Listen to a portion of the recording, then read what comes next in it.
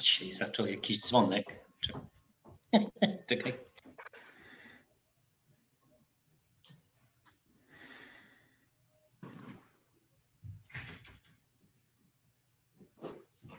Sorry.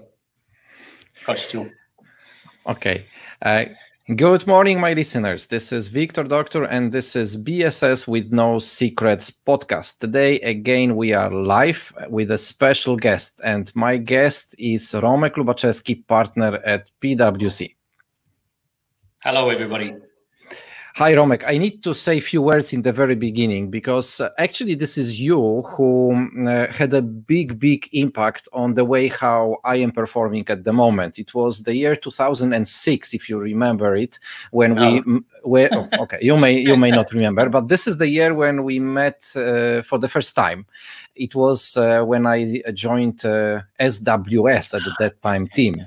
And together with Jim Costello, we had a talk about how to create the BPO center, the business reality, and so on and so on. And actually, this was the first year when I ever heard about BPOs itself.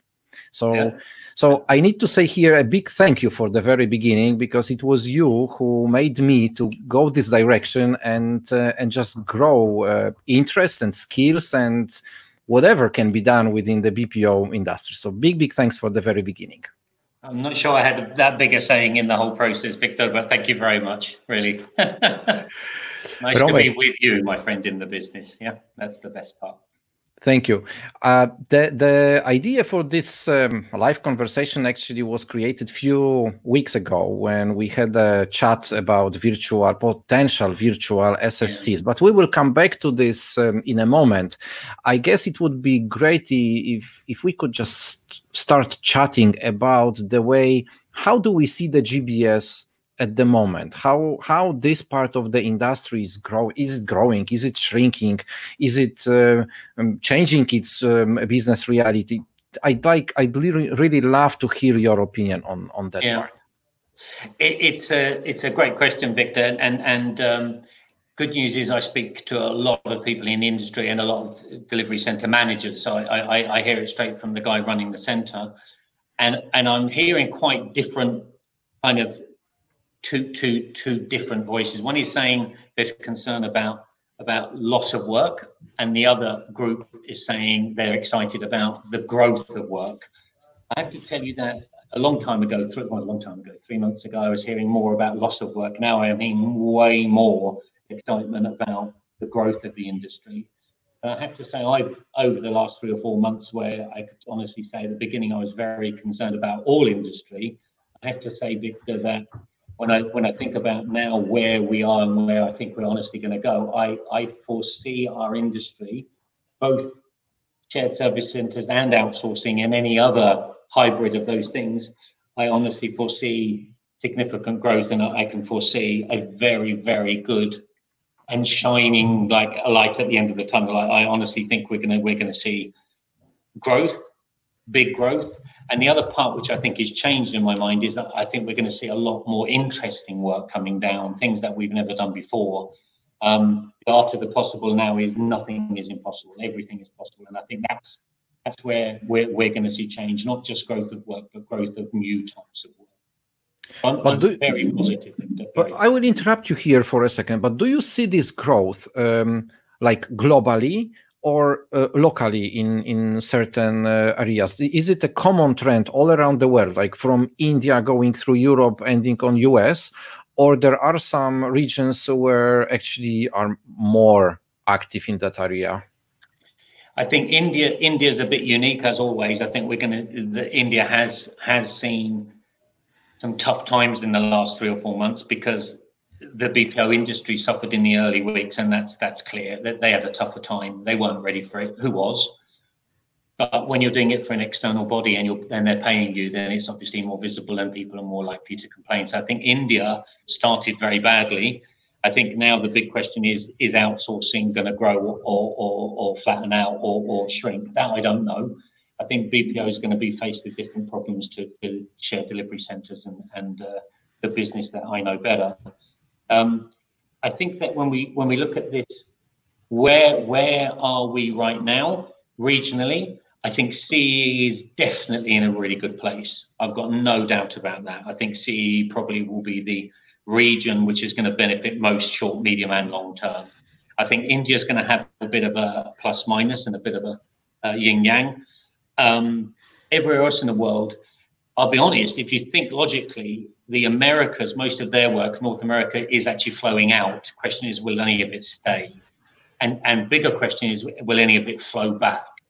So are we going to see outsourced providers closing offices and the work going back to their clients? I think we will find and see some. Will that be a trend? No. And will it be a big percentage impact on the industry? No, I really don't think so. I think we'll experience a few, but I don't think it's a big one. The interesting one, Victor, that I've heard more and more, and now I've actually heard of 2 examples, is where companies are clearly going to be in financial problems. And then the question is, do they and can they foresee that their delivery center is actually an asset? And can they sell it? And you've heard the same, I'm sure, is lots of outsourcers are in the market right now saying we will buy up centers. And I think that's a really interesting thing for our industry is, do I foresee this being big? Yes, not massive, but you know, in the 25 years I've been in industry, in CE, we've heard of 2 of them. Could I see 20 in the next 2 years? Yes. I think companies are going to be financially distraught enough that they can see an easy way to make an amount of money and get rid of a problem is actually to sell it as an asset. And I think that's an interesting.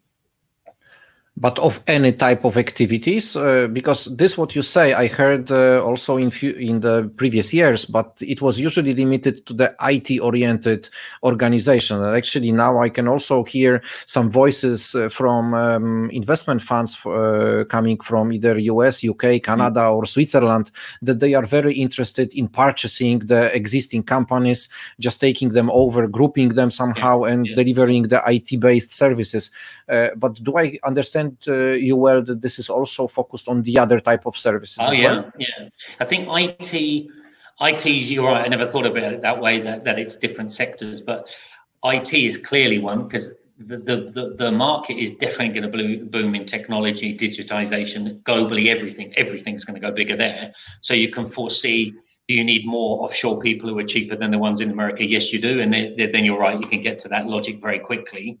I foresee as well all the other stuff, whether it be finance, HR, procurement, all of those things. What I think is the slightly different changes. I think we're going to see the move very quickly up the path of let's say non-transactional and more complex work. So things like treasury. Everyone will reel off 3 or 4 companies that do treasury. I think treasury will be something that in the next 2 or 3 years we'll see half the centers having big treasury departments. There's now 2% of them too. So I think it's a bit of everything.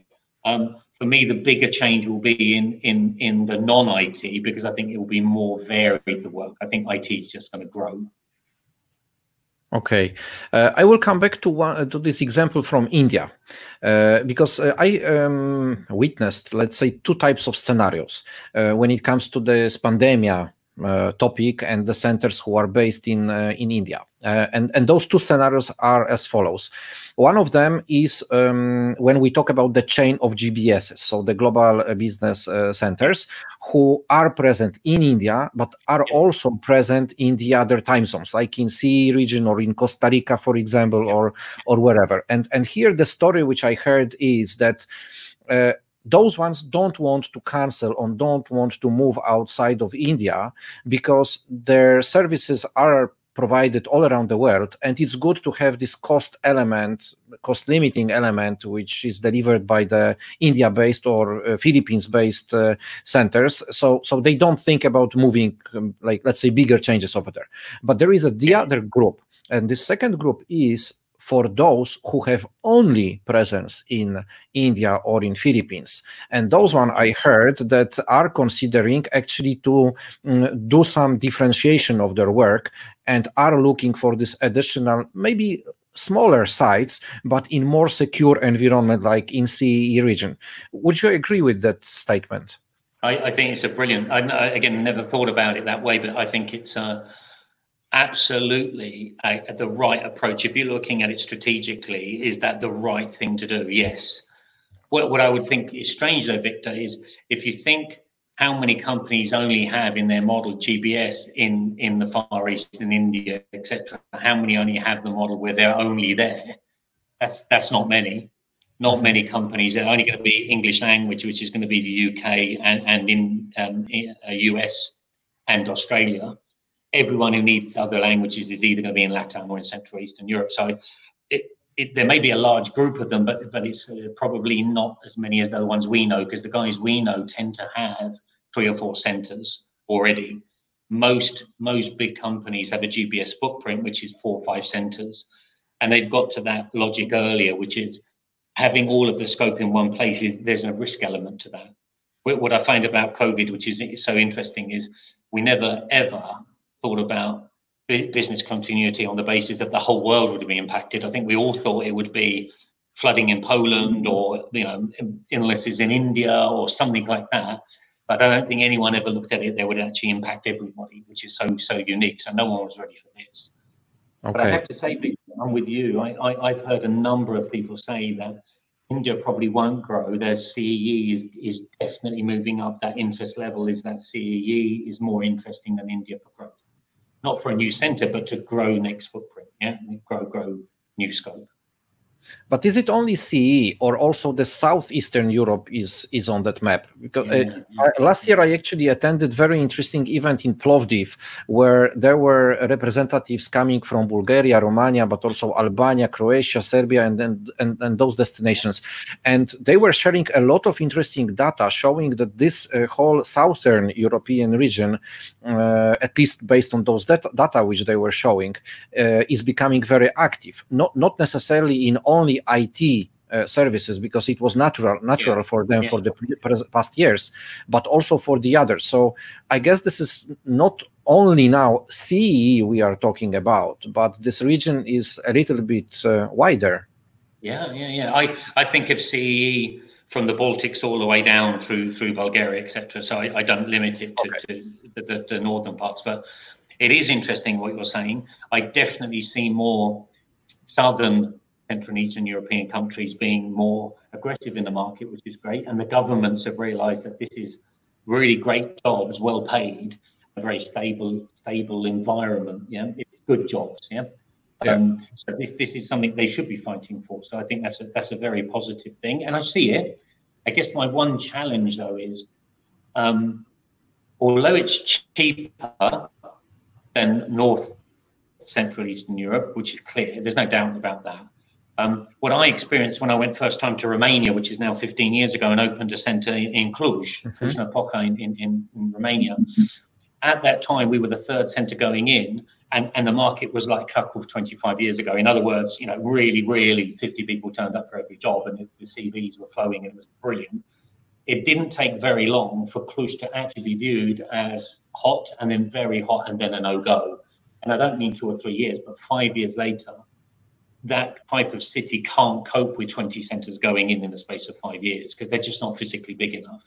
So I guess the answer to this conundrum is never look at it and say Bulgaria is great and hold that statement true for the next 5 years. Unfortunately, it does change quite quickly. Definitely within 12 months, you can see a very hot location get quite cold, and vice versa, an unknown place become very known. So whatever article you're reading, check the date on it, would be the advice I give.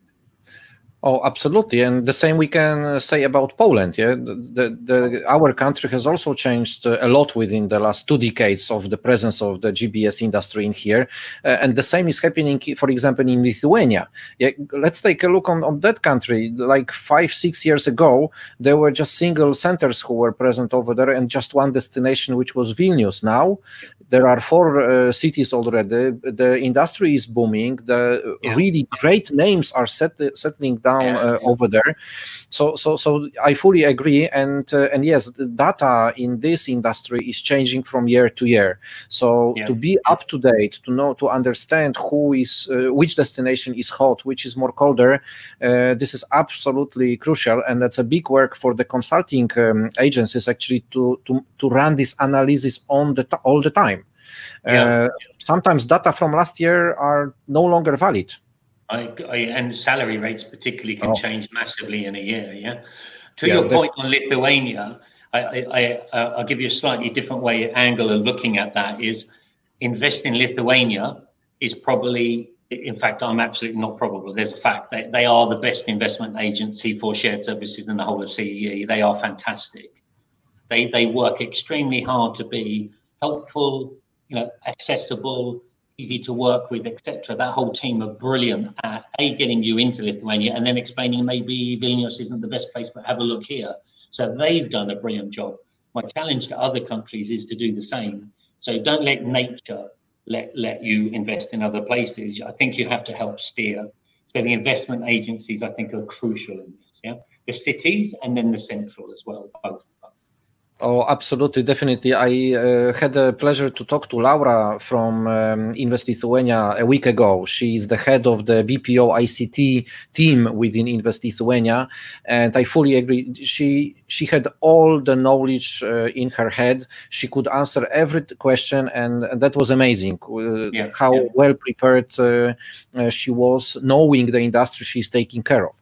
Okay, but let's make another step. Let's discuss a little while about the ways of working, because now within the last few months we have witnessed the situation of moving the whole work to homes. You are now even working from home at the moment. Yeah, I did it as well for 2 months at least. The question is, how actually the future of the GBSs, of the BPOs or shared services, those who are not sold, okay, so let's skip it for the moment, how it is going to work? Do you think that this remote work will somehow stay with us, and we will have the teams who just, let's say, have half of the team working from the office, the other half from their homes, or maybe something different is going to happen, or we will come back to this what we had? I mean, that's such a massive question, Victor. Sorry. Good news is no. I mean, no, I didn't mean the length of the question. I mean, the question itself is very. No one knows. That's the great one. The great thing. So I'm 50-50. Me and you are going to be 50-50 chance of being correct or incorrect. And if we're incorrect, delete the video. Okay. But I would go with. I don't think we're ever going to go back to the old world.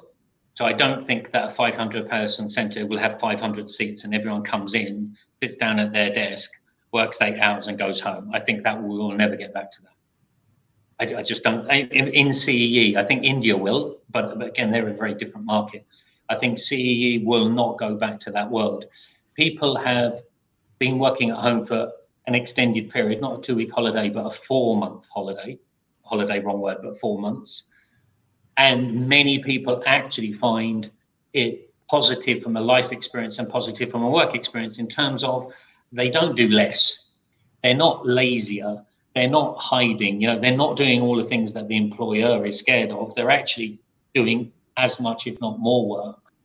And therefore, statistically and KPI wise, there's no downturn. So the question is, why bring them back to the office if they're as effective, if not more effective, if they're also happier?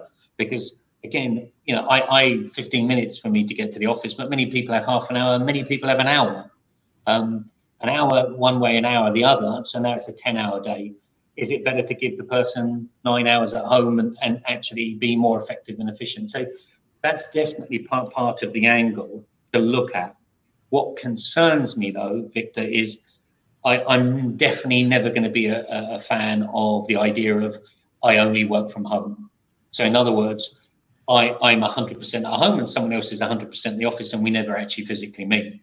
And my logic here is in a team of 10 people, the true benefit comes of that team element of when you actually know each other, sit with each other, go through problems together, learn, teach, share, etc., etc.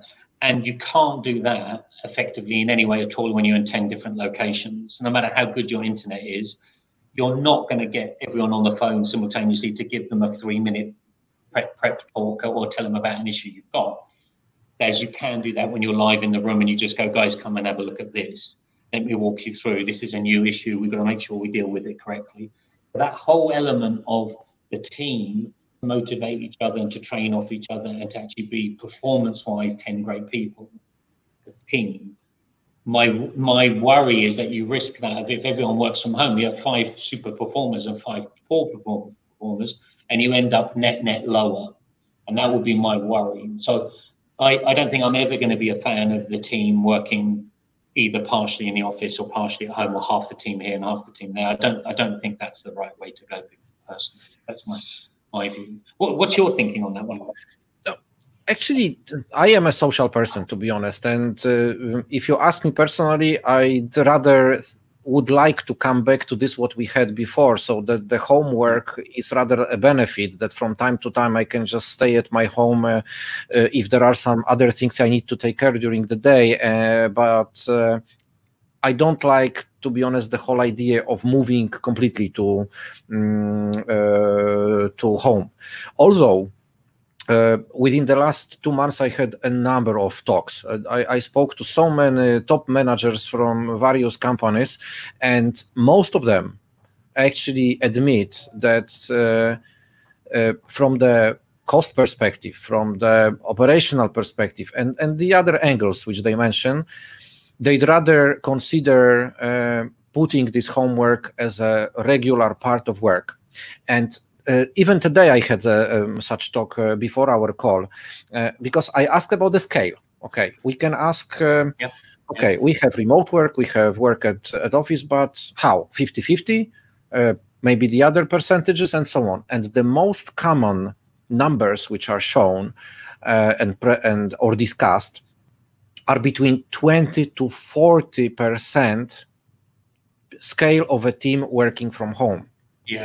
Like 2 months ago, this scale was like maybe 10, maybe up to 18%. But the longer it takes, these numbers grow. So currently, most of the people who I talk to, they mention between 20 to 40 even, which means that the offices they work at are also going to be changed. So this is another challenge, and very interesting area to be discussed, because half a year ago we never considered that BPOs may consider smaller offices. Now they do. Now they do, and that's a significant issue to be discussed. I completely agree with you, but the challenge I would give everyone is that the world as we knew it was, you literally come in, you sit down at your seat, it's your PC, your chair, picture of your family, a balloon from your birthday last week, a bit of cake which has been there for 6 days, all of that, and it's my area. And the person next to you and the person across from you, you actually get on with, because you've been sitting in the same seat for a year or 2 or 5 or whatever. And your team leader's sitting over there. Do you get me? There's this warmth of the way you work because it's become normal. I don't think we can underestimate in our industry that taking that away and telling people to come walk in the office and take a ticket, and now I sit at floor 6, seat number 72C, sitting next to 2 people I have no idea who they are. My team leader isn't in today. Do you get me? That thing is, then you're literally just sitting there and doing your work. The words matrix comes to my mind, that thing, you know, when you have the thing in the back of your head.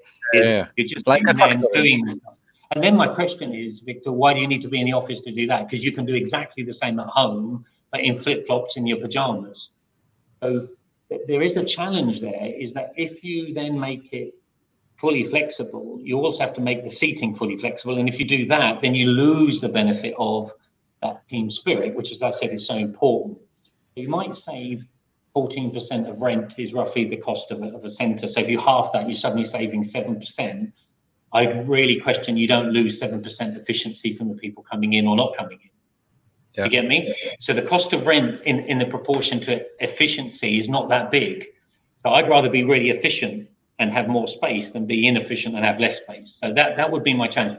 Now, I'm not saying you can't get around it, because then you can actually say 1 week one team comes in and another week another team, and therefore you sit next to the same people. So there are ways around this. But I think you then get into a trap of, is it 2 days off, 3 days, a week off? Is it, 2 days a month and you choose? It becomes very complex. There is no answer. I think that's the point, Victor. And I think me and you got to the same outcome, which is you can't. The biggest mistake is to make that decision now sitting where we are, I think you've got to go much more carefully and slowly. Don't jump to a big conclusion and turn out to be the wrong one. I think you have to wait for everyone to start coming back to feel what is the realistic medium to long-term need of people, and then work out the model. I wouldn't be going throwing half my space away. Yeah, absolutely. To be honest, I think, and this is what actually was discussed like a few days ago when we were summarizing the month of June with JLL and Michael Page. There was a discussion that this what we have now still should be considered as a temporary solution. Yeah. So we don't have enough time to analyze how people will behave in a longer period of time. But from the perspective of half a year time, it will be much more transparent, and we will be able to analyze it more deeper, to see how people actually react on all of this, what is happening. So I do agree with you here that we need to still spend some time, be patient, and not to make crazy decisions at the moment, because it may be more disturbing our regular way of providing services than we can ever imagine. But what I can imagine is, and that the topic which we started talking about in the very beginning and even before this call, so this virtual SSCs, because this model can be created on three legs, let's say. One leg is from the office, the other from the remote work of our own employees, but the third one are the contractors who may be located wherever we want them to be located, like in Singapore, Nepal, Sydney, or wherever. Do you think that such model may be accepted by the industry or by the clients of the BPO companies? I think it's an amazing question, because it's the question I gave you, because I didn't know the answer, and then you wait a week and give me the same question back. Thanks a lot. Victor, you should be in consulting, buddy, really. Someone gives you a question, you flip it around, and they end up with it. I do my best. I do my best. And obviously, the great thing was that I rang Victor, so that just shows how much respect I have for you, because I rang 3 people, and you were the first of the 3 I rang to ask. And the reality is, I don't think anyone knows. And it's a really interesting question that 2 clients gave me, 2 different clients, saying, do I expect or foresee that, like you said, Victor, it's a 3-legged stool? Office-based people, shared services, the same people working from home and somehow mixing that. And third leg of the stool is a random group of subject matter experts that sit wherever the SME sits. And I've had a bit of time, so I've had a bit more than a week to think about it. And I think no is my conclusion. I don't think that's going to be a big model. And I gave it some thought, which is, well, that wouldn't be much different to really what we experience right now, which is you end up in this GBS world today with groups of people not being in the hub, not being in the shared service center, not being in BPO, because they're subject matter experts and super specialized, and they need to be in New York because that's where Treasury is done best, or London or Frankfurt. So then you ask the question, well, why don't you leave them there? Well, my point would be, is they're there already. So you're leaving the same people. So then is it really more that you're moving people who are currently viewed as part of the business and moving them into GBS? And you just put them under the umbrella of GBS, but they're not technically within the shared services part, meaning physically in the building. Well, yeah, I can foresee that. And I don't actually dislike that model. I think it's a much better model than what you have right now, which is groups of people that theoretically are in the business, but really they should be part of global business services, like a Treasury department. Now, can you then say the Treasury department is best if it's a guy in Nepal, a guy in Singapore, and a guy in Sydney? Is logic tells me no, Victor. Because I can't see any benefit of having 3 people in 3 different time zones, theoretically seeing each other twice a year, if that, or maybe never. What is the benefit of that? I can't think what it is unless they're super experts. But then my answer to you, Victor, would be, if they're super experts, then they're probably like that already. So they're not the super experts. The 3 of them aren't sitting in New York right now anyway. So why would they need to be in Nepal and think that they're already in Nepal and Singapore? So I guess my thinking for you is, That may happen. I'm not saying no definitively. I'm just saying I don't think it will be a common model where we have 10 or 15% of the staff which are based purely on a super skill, and therefore where they're based you don't care, unless it's a treasury team in New York and they're just now called part of GBS. So they're still in New York, they're the same group of people, they know each other, they still meet, they're just GBS people rather than the client's name on the building kind of thing. Yeah, but I think that, but as I said at the beginning, I asked you the question, Victor. So what's your thing?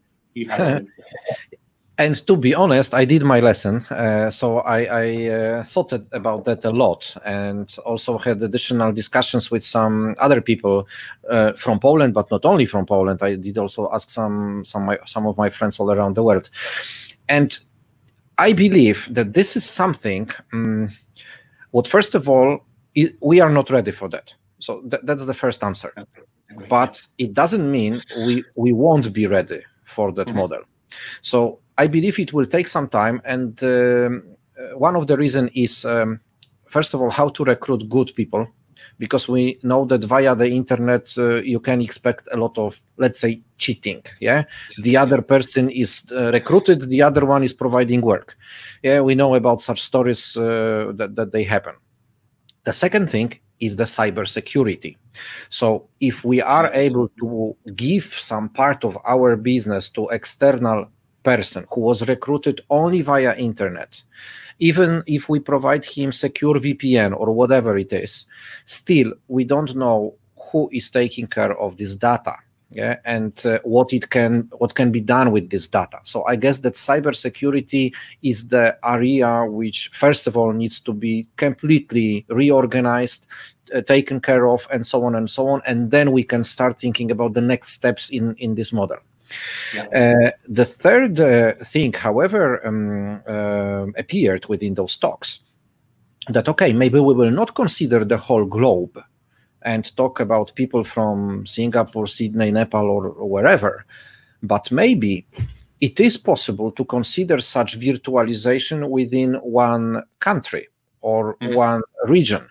And that allows actually to create individuals or smaller teams, like even up to 10, 15 people, who are located in very small towns, which were completely not considered as the locations to source our employees or contractors so far.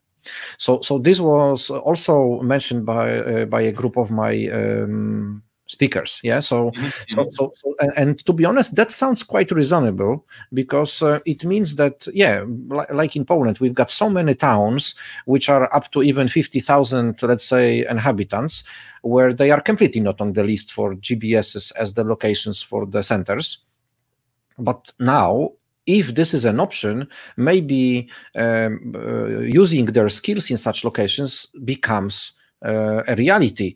And then if it is in one region, in one country, it is also quite easy to contact those people, to even grab them from time to time to one office, or go to them and to see how they work, or maybe contract, for example, co-working office where they can meet locally and provide this work from such locations. So there are a number of such stories which are now connecting the dots. Yeah, but certainly people do talk about the virtualization. The definition of this virtualization is different. Yeah, but there is also one other one thing, and we discussed it those 2 weeks ago when you called me asking this question, is the management of those people. Because even if we have the technology, even if people have this internet access, even if they are comfortably working with their sleepers from their homes, this is one thing. But if we have the teams who are spread it all around, how to manage them, and I experienced such situation that a lot of managers don't know or how to well manage such teams on a daily basis. It is good from time to time, but not regularly. Yeah, and this is a challenge. I agree. And as you were saying that, my thought process was, we're in Kraków. I'm in Kraków. Sorry, you're in Warszawa, but I'm in Kraków, and setting up a 20-person team in Bochnia and a 30-person team in Tarnów, which is half an hour drive and an hour drive for me. You think, hey, that's really logical. Is that so difficult to do? No. Can we do it? Yes. My only challenge to it, though, is you end up with 50 extra people. And in those towns, they earn less than Krakow. But do they earn enough of a differential, so much less, that it actually pays for you to have that structure in place? Meaning, you have to have a manager that every week goes up and down the motorway 5 times a week or 3 times a week and visit each of the team, and renting additional space for these people to come in and meet once a week, etc., etc. So the whole management of them is way more difficult. And then does it really pay off? So at the end, you've got to balance all of that off, or is it just better to have 50 more people in Krakow? And I don't know the answer to that right now. My answer would be, if it was like a complicated language and therefore going somewhere else to find them makes a lot of sense. But if it's basic processing in English or in Polish or any other language is easy to find. So it isn't because you can't find them, it's because you think it's going to be cheaper or better. My challenge is it better and is it easy to manage? So it goes to your point about managing these people. It's definitely not so easy because they're further away. Simple as that. Yeah. Other question about the source of new contracts, because if we take a look on the last 20-25 years, or how the BPOs or shared services were moving all around the world, setting up their operation centers, the main group of them were coming from US. Yeah, then it was a little bit changing. So there were some companies moving from UK, from Germany, Scandinavia, and so on. Do you think that still US will be the leader in setting up new operation centers? Doesn't matter if captive or in the BPO model within the next years, or now it is more time for Western and Northern Europe who will become more active in that field? I think that a majority of my clients are global. The majority of the people I speak to are global. And they might be headquartered in the US, but some of them are headquartered in Finland. But we still move work from all over Europe and more from and equally US and Latin America, etc. So I guess my challenge to you is the question really about, is their headquarter more in the US driving the business out, or are we going to foresee more work coming out where the headquarters are in Europe? And the answer to that one is yes. I absolutely think that we're going to get growth from the existing footprint we have. So companies already have centers. I think they're going to grow. Are we going to get new centers? Yes, we are. Why? Because we've just proven you can do the work anywhere. So I don't need to be in Finland or in Spain or in Italy or in the UK, anywhere. I could be anywhere. And then the question is doing it in CEE cheaper than there? And the answer is yes. Is it better? Yes. So do I foresee more work coming out of Europe in the European-led work, but global in nature? Yes, I do. I guess the other one is, Victor, is the way to look at this is the US have been doing it quite a lot longer. So if you think logically, if they've been doing shared services and offshoring 10 years, when I think it's more like 20, but let's just say 10, they're 10 years ahead anyway. So there's less companies in the US to actually put their hand up and say, I need a center. And their job was a lot easier because it's all English, and therefore India was always the easiest option and relatively easy to go to. Europe's more complicated because of the languages. So I think it's a good question. I do foresee more work coming out of Europe in the years to come, being led out of Europe rather than led out of HQ in the US. Although talking about those Indian companies, they are very well present across Europe. So they have noticed that to operate with the European-based companies, they have to be in here to have the access to language skills, for example. So all the big names, all the big companies who are on the top 10, let's say, of the BPO Indian world, they are present across Europe, not in even one location, but in a number of locations. Yeah, but they're in a number of locations because many times they've acquired a footprint, haven't they? Yeah, so it's not, I'm trying to think through who opened an office from zero, and not many. And those offices, if you really think about it, are all still 50 people. Most of the Indian businesses, outsourcers who are here tended to get a business which already was there, 200 people, and then have grown that as time goes on. Do I think they're going to continue to grow? And yeah, because I as we said right near the beginning, Victor, is the BPO acquisition of delivery centers. I think that is going to happen, and I think there's two colliding paths. One is India's BPO has got enough bad press at the beginning of the COVID to a lot of companies to think maybe India's not the right place, and maybe outsourcing is not the right thing. So these companies who have shareholders are all going to be thinking about, how do I grow? And one of the actually easiest ways to grow is to buy. Go and buy a 500-person center, and suddenly you've got 500 people more and another 3 clients or 1 client. But that's I think going to be one of the drivers. And then so you've got them wanting to buy, and then you've got companies wanting to sell because they're distressed financially. And so $1 million in cash now is worth more than $1 million in cash because they don't have cash. If you think those two are colliding, I foresee BPOs acquiring centers for sure. Where are they going to buy them? I don't think they'll buy them in India. I think they'll be buying them in Central and Eastern Europe and in Europe particularly. But in CE, you've got to foresee that happening. I really do. Yeah, I do. Yeah. I do agree with that. I even had a few calls already from some Western companies who are interested in purchasing existing operating BPO centers of a scale between 200 to up to 400 people. Yeah.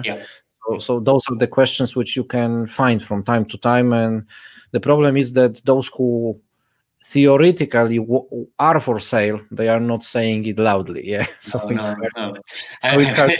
Yes. And Victor, the guy that you can ask the question is often the general manager, and he's not super keen on being sold. Yeah. Unfortunately, a lot of these companies, their headquarters are a long way away, and they're the people thinking about it. And me and you don't know those guys. We know the guys running the centers. So you've got to go and find the right people to talk to. I think, Victor, we're going to see this coming up. I think we're going to see centers for sale, but I don't think this is going to be widely known. It's going to be quite secretive. It is a sensitive topic, yeah. Come on, so you don't talk about it in the first lines of the headlines, but yes, it is a new reality, and yes, companies are more willing to be or sold or who want to buy them. Yeah, so this is happening already. Romek, the last area I wanted to cover in our talk, because it's already 40 minutes behind us. I don't even know how fast it went. But coming back to those virtual teams, in understanding working from home, working from remote places, and so on and so on. How about automation and robotics and digitalization of work within that area? Because I expect that actually, if we want people to work outside of our offices, it would be obvious. The more we automate this process, the better. Yeah. So to avoid any repeatable tasks or to secure the let's say the way how we give people the same type of work, for example, and so on and so on. What's your opinion on that? It's probably one of the biggest topics that everyone's going on about. I think automation and digitization is a bigger topic than offshoring. So when you talk to COO, CIO, and you ask them what are their big plans, most of them are talking about, the GBS footprint, much more automation, chatbots, AI, off you go, machine learning, etc., etc., etc. And I get it. It's just a very logical conclusion. Don't move the work, eliminate the work. It's very logical. My only challenge, Victor, though, is that was no different 5 years ago when robotics came out, right? And no different at all. And yet you tell me how many companies and clients and firms out there, in our industry, that would really, really claim to have implemented robotics to a massive success, have eliminated 20 or 25% of the workload and workforce. You tell me, because I don't. I know some, but very few. Many of them have stories about, they wanted to do robotics. Everyone said it was the greatest thing on earth, and their boss was pushing them. So they got 3 robots, and 2 years later, they have no robots left, or the 3 that they put in place have disappeared. My point to you, Victor, is it was difficult to do before. It is very hard to get robots to be efficient because the processes aren't very optimal. How is being virtual made that problem easier? That's my challenge to everyone, is you can't even sit in the same room as a team and all of us discuss how the process looks and how to optimize it to make the robot work. You have to do that this way, which is not easier. It is not easier than sitting together. And so it was hard before. My personal view is it's got harder. That doesn't mean it isn't a target to have and it isn't a place to look. I just don't think it's as easy as people are saying. And I don't think it wouldn't be number one on my list. My number one on my list would be increasing the footprint of GBS, without a doubt. And the automation thing is automated once you've got it into GBS and you've got people back at work. That would be nice. Yeah, of course, because the SSCs, GBSs, or BPOs, however we call them, they develop. Yeah, they have some timeline how they grow and what their needs are. I will have one comment about those RPA elements because I believe that few years ago it was too expensive to be considered. Now it is not expensive, but we still lack enough education. So still a lot of areas are not very clear for the BPO or SSC managers what this robotization exactly is and how it works. So people are just afraid of it because we are afraid of this, what we don't understand how it works. Mm-hmm. So I guess that this is a big challenge for the RPA companies to do a lot of education work, that this is not scary, that this is helping, that you are not losing jobs, you can increase your efficiency and so on and so on. But this is not like that to be done. Yeah, it takes time, and this is definitely a challenge for the providers of RPA to educate the market, but also for GBSs to open minds to understand it and start getting ready for the real implementation of RPAs. I will answer this one question which you asked, do I know many of such companies? No, I know single ones. Some of them are quite advanced in that, and yes, they are really very advanced, but those are single examples across the whole big industry we are having at the moment. Yeah. And Victor, for 3 years, it was the number one thing at every conference and talk we had was RPA. Everyone was talking about it. And me and you know 10 companies together that have actually achieved something worth celebrating, if you know what I mean, in this space. So that can't be a problem, you know, that all the other centers aren't doing it right. It's a bigger problem. I actually disagree with a little bit with what you said, because I don't think the challenge, honestly, I don't think the challenge is understanding them. I think the challenge is the process. I think that we currently have the view that the robot needs to be developed and implemented in the center, and therefore the information, the starting point is info that comes into the center. If the info that comes into the center is varied, meaning landscape, portrait, yellow paper, green paper, and you always need it to be A5 landscape on white paper, and about 20% of it comes in that way, then the robot's not going to be efficient. Unless you get everyone in the process at the beginning of the process doing it the right way, you're not going to achieve the robotized element of success. And I think that's the much bigger problem, rather than the people in the center worrying about their jobs and everything. I don't think that's the problem. I think you don't have enough volume to pump through the robot because of a complete lack of standardization. That would be my challenge. No one said we have to agree with every sentence which we say here. Romek, the really last one. Short question, short answer. A week ago, I spoke to Kerry Hallard, the head of Global Sourcing Association UK, and they were just after running some survey across their members and across the industry. And one of the outputs out of this survey was that the expectation of the growth of the GBS industry this year, 2020, won't be higher than 2 to 4%. Do you think it is the right number or too low? I think it's going to be -2 to +2%. Really? Yes. So you even expect that it will be minus in here? In this financial year, meaning in this calendar year to the next 6 months? Yes. Yeah.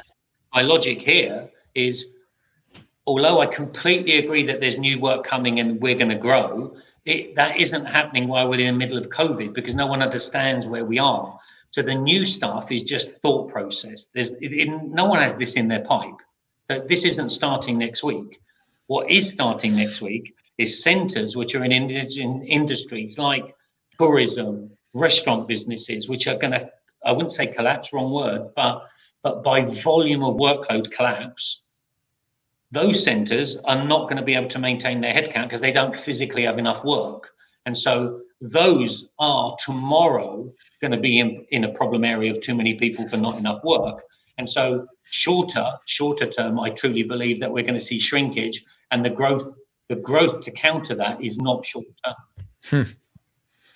That's very interesting, to be honest. So I already thought that this, what Kerry was saying, was quite low number, but it looks like they are optimistic comparing to this what you are saying.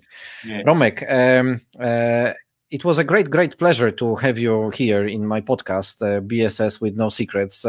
For you, my viewers and listeners, it was a great pleasure having you also with us on this live session. This recording is going to be available offline as well, and I will include the links to the Romek's profile on LinkedIn and to PwC webpage to allow you to dig deeper if you will need to find more information about the views of how PwC or Romek himself thinks the GBS industry is going to grow, change, or develop.